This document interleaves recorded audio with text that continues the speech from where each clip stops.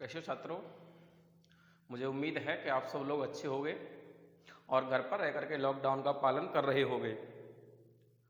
और हमें उम्मीद है कि आप सब परिवार सकुशल और स्वस्थ होंगे। छात्रों, जैसा कि मैंने आपको पिछले वीडियो में बताया था कि आज से हम रसायन विज्ञान 12th क्लास के लिए 3rd चैप्टर शुरू करने वाले हैं। और आज हम रसायन विज्ञान का 3rd चैप्टर शुरू करा रहे हैं और चैप्टर में आज हम आपको बताएंगे कि 3rd चैप्टर है क्या। जैसा कि आपने पढ़ा होगा या याद होगा, हमारे 3rd चैप्टर का नाम है विद्युत रसायन। विद्युत रसायन होता है 2 वर्ड से मिलकर के बना हुआ है, एक है विद्युत और दूसरा है रसायन। तो आप समझ गए होंगे कि विद्युत और रसायन का संयोग, विद्युत और रसायन का जो संयोग है वो हमारा क्या कहलाता है, विद्युत रसायन बनेगा। और आज मैं आपको चैप्टर शुरू करने से पहले एक बार जो हमारे लॉकडाउन में कोचिंग बंद रहते हुए जो काम हुआ है कोचिंग पर उसे दिखा देता हूं कि जो हमने इस दौरान जो काम कराया है। तो आप देखेंगे ये हमारा मेन गेट है कोचिंग के लिए, अंदर का दिखा रहा हूं मैं केवल आपको। उसके बाद ये मेन गेट है, ये हमारी दीवारें हैं। हमने एक डबल स्टोरी बना रखा है, इसको दिखाई दे रहा होगा आपको ये। और इस पोर्शन के आगे आगे डबल स्टोरी यानी ऊपर जो कुर्सियां रखी हुई हैं ये हमने डबल डेकर में बनाया है, जिससे कि बच्चे यदि अधिक होते हैं तो उन्हें हम वहाँ पर बिठा सकें। ये आप देख रहे होंगे कि हमारी ये कोचिंग का जो पूरा सीन है, ये बैठने की व्यवस्था है नीचे। अभी यहाँ पर हम चटाई बिछवाने वाले हैं। तो ये हमारा पूरा कोचिंग रूम है जो आप देख चुके होंगे। अब हम स्टार्ट करते हैं चैप्टर को। हम बात कर रहे थे 2nd चैप्टर कंप्लीट होने के बाद 3rd चैप्टर के लिए। तो मैंने अभी आपको बताया कि चैप्टर है हमारा विद्युत रसायन, चैप्टर है विद्युत रसायन। और मैंने अभी आपको बताया था कि विद्युत रसायन यानी ये क्या है, विद्युत। विद्युत के बारे में आप सभी लोग जानते होंगे। विद्युत और रसायनों का जहां पर अत्यधिक प्रयोग हो, इलेक्ट्रिसिटी एंड केमिकल्स, इसको हम इंग्लिश में बोलते हैं इलेक्ट्रोकेमिस्ट्री।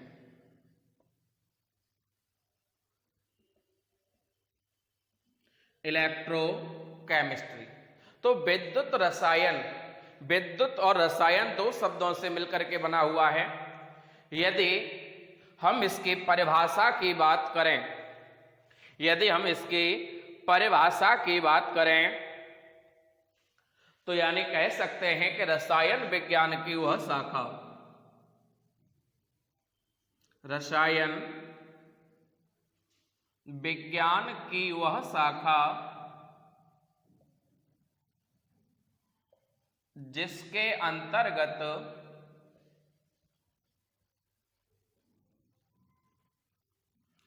रसायन विज्ञान की वह शाखा जिसके अंतर्गत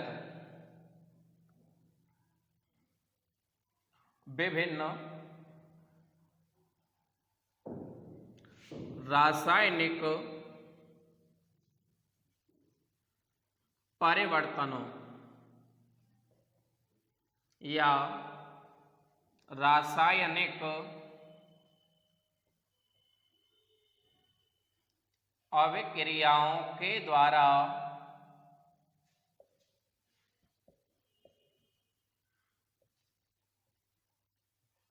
विद्युत का उत्पादन,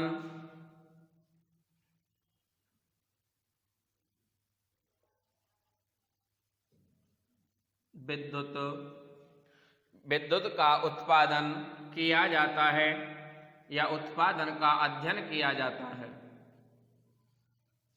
विद्युत रसायन कहलाती है।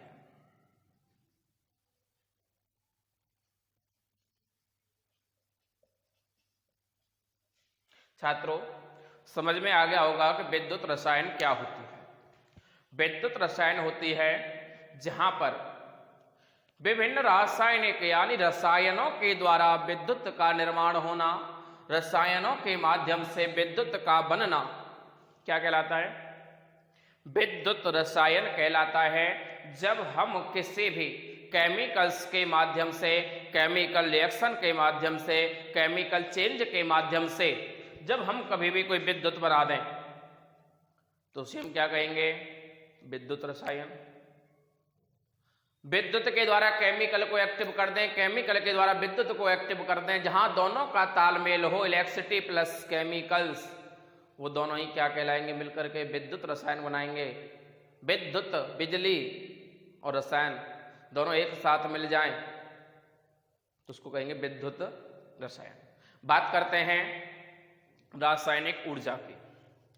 बात करते हैं रासायनिक ऊर्जा की। तो रासायनिक ऊर्जा क्या होती है दोस्तों? रासायनिक ऊर्जा। तो रासायनिक ऊर्जा क्या होती है? रासायनिक ऊर्जा होती है रासायनिक अभिक्रियाओं या परिवर्तनों से उत्पन्न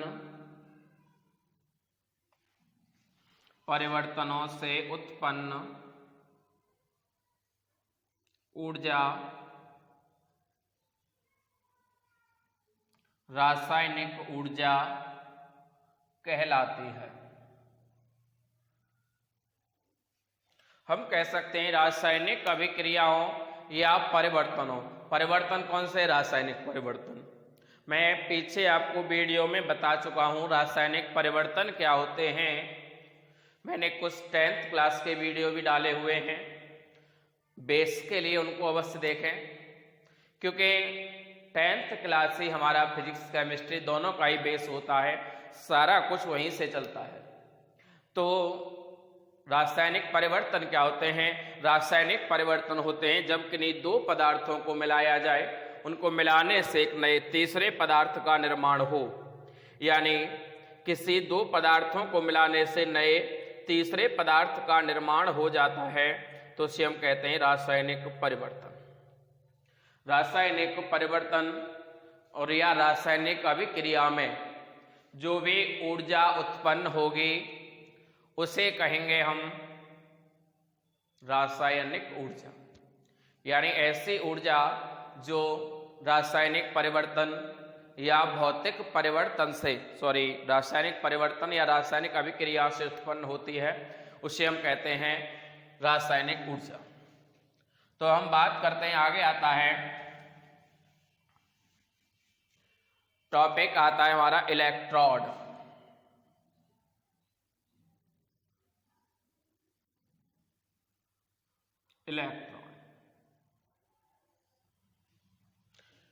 इलेक्ट्रोड क्या होते हैं? तो इलेक्ट्रोड समझे, जब किसी धातु की छड़ को उसी धातु के लवणीय विलयन में डुबोया जाता है, जब किसी धातु की छड़ को उसी धातु के लवणीय विलयन में डुबोया जाता है, तो उस पर एक आवेश उत्पन्न हो जाता है, उस पर एक आवेश उत्पन्न हो जाता है, और इस प्रकार की छड़ को हम इलेक्ट्रोड कहते हैं। दोस्तों ध्यान देना है कि जब किसी धातु की छड़ को, चलो मैं लिख के बता देता हूं, विद्यार्थी नोट अवश्य करते जाएंगे साथ में। जब किसी धातु की छड़ को उसी धातु के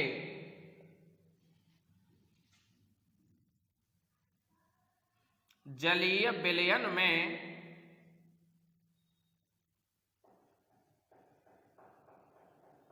डुबोया जाता है,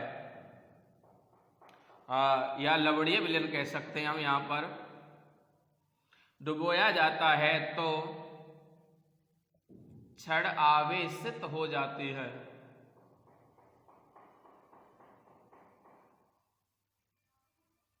क्षण आवेशित हो जाती है। इस प्रकार की क्षण को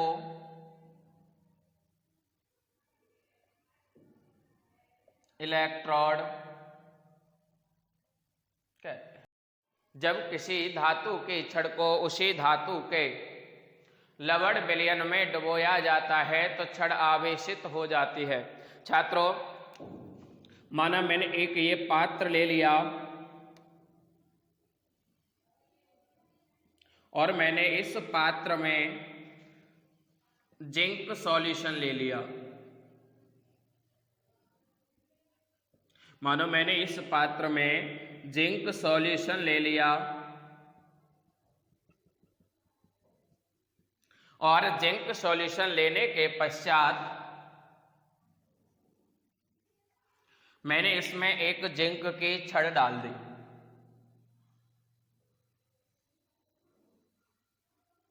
मैंने इसमें एक जिंक की छड़ डाल दी। अब छड़ डालने के बाद ये क्या है? जिंक का साल्ट सॉल्यूशन है। ये साल्ट सॉल्यूशन में मैंने एक जिंक की छड़ डाल दी। अब ये जिंक की छड़ आवेशित होने लग जाए। आवेशित क्या होगी? देखो, यदि ये पॉजिटिव होती है तो सॉल्यूशन नेगेटिव होगा। इसको हम पॉजिटिव को एनोड कहते हैं और नेगेटिव को कैथोड कहते हैं। यानी एनोड और कैथोड एक तरफ पॉजिटिव। ऐसा भी हो सकता है कि यदि हम कहें कि यदि यहां पर नेगेटिव है तो इधर पे पॉजिटिव होगा। यानी दोनों में से सेम ध्यान रखना है कि यदि जो छड़ है, छड़ यदि धनायन देती है तो विलयन जो है वो ऋणायन देगा, और यदि छड़ धनायन देती है तो विलयन ऋणायन देगा।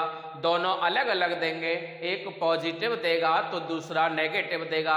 ये आपको ध्यान रखना है। बेटा, इलेक्ट्रोड समझ में आ गया होगा, मुझे पूरी उम्मीद है, क्योंकि मैंने आपको जो समझा रहा हूं मैं पूरा विस्तृत समझा रहा हूं। इलेक्ट्रोड फिर समझ लें कि जब हमने जिंक का सॉल्यूशन लिया है तो छड़ भी किसकी होगी? छड़ भी जिंक की ही होगी। यानी जब किसी धातु की छड़ को उसी धातु के लवण विलयन में डुबोया जाता है तो वहां पर बनता है क्या? इलेक्ट्रोड। इलेक्ट्रोड किसको कहते हैं? उस छड़ को कहते हैं जो विलयन में डुबोई गई है। और इलेक्ट्रोड भी कब कहेंगे छड़ को? जब उस पर आवेश होगा, और आवेश नहीं होगा तो उसे इलेक्ट्रोड नहीं कहेंगे। क्या रहेगी? एक केवल छड़ ही रहेगी। और यदि उस पर आवेश उत्पन्न होता है तो उसे हम इलेक्ट्रोड कहेंगे। और इसी में अगर हम आगे बात करें तो एक जर्मनी के वैज्ञानिक थे नैनसर्ट। एक जर्मन वैज्ञानिक थे, जर्मन वैज्ञानिक थे नैनसर्ट। 1889 1889 में इन्होंने इस पर शोध किया था, इलेक्ट्रोड पर। और उन्होंने इसे दो प्रकार से डिवाइड किया था कि मानो यहां पर जिंक पर कोई धनायन है, जिंक के रॉड पर यानी छड़ पर कोई धनायन है, यदि वो धनायन विलयन में चला जाए, जिंक की जो छड़ थी या जो धातु की छड़ थी उस छड़ पर जो धनायन था वो धनायन चला जाए विलयन में और ये रह जाए ऋणायन। धनायन हट करके ऋणायन हो जाए तो हम इसे कहेंगे विद्युत अपघटनी दाब। विद्युत अपघटनी दाब। दोस्तों, दूसरा तरीका समझ रही है मैं कहना क्या चाह रहा हूं? मैं कहना चाह रहा हूं कि यदि रॉड नेगेटिव है और विलयन पॉजिटिव है तो वहां विद्युत अपघटनी दाब लगा हुआ है। समझ में आ गया होगा कि यदि विद्युत अपघटनी दाब कब होगा? जब छड़ नेगेटिव होगी और विलयन जो सॉल्यूशन है वो पॉजिटिव होगा तो वहां पर विद्युत अपघटनी दाब काम करेगा। और यदि छड़ हमारी पॉजिटिव है और सॉल्यूशन नेगेटिव है तो वहां पर परासरण दाब काम करेगा। परासरण दाब काम करेगा। समझ लें, यदि एक बात सीधी मोस्टली ट्रिक याद कर लें कि यदि यहाँ पर पॉजिटिव छड़ है तो परासरण दाब और नेगेटिव छड़ है तो विद्युत अपवर्तनी दाब काम कर रहा है। ये किसने बताया था? नैनसर्ट ने 1889 ईस्वी में ये हमें बताया था। और इसके बाद आता है दोस्तों इलेक्ट्रोड विभव। इलेक्ट्रोड विभव, दोस्तों बात करते हैं इलेक्ट्रोड विभव की कि इलेक्ट्रोड विभव क्या होता है। विभव विलयन एवं छड़ पर उत्पन्न आवेश के अंतर को इलेक्ट्रोड विभव कहते हैं। विलयन एवं छड़ पर उत्पन्न आवेश के अंतर को, मानो ये विलयन जो भी हम करा रहे थे, मानो छड़ पर 200 वाट या 200 वोल्ट विभव उत्पन्न हुआ और विलयन में 150 वोल्ट विभव उत्पन्न हो रहा है, तो दोनों का अंतर है वो अंतर क्या कहलाएगा? इलेक्ट्रोड विभव कहलाएगा। दोस्तों समझ में आ गया होगा, यहां फिक्स नहीं होता कि छड़ में से विलयन को ही माइनस करना है या विलयन में से छड़ को ही माइनस करना है। दोनों में डिपेंड करता है कि जो विभव है, जो उत्पन्न विभव है, वो किसका अधिक है। जिसका अधिक होगा, अधिक वाले में से कम वाले को माइनस कर देना है, तो उसी को हम क्या कहेंगे? इलेक्ट्रोड विभव। यानी दोनों विभवों का अंतर, कौन से दो विभव?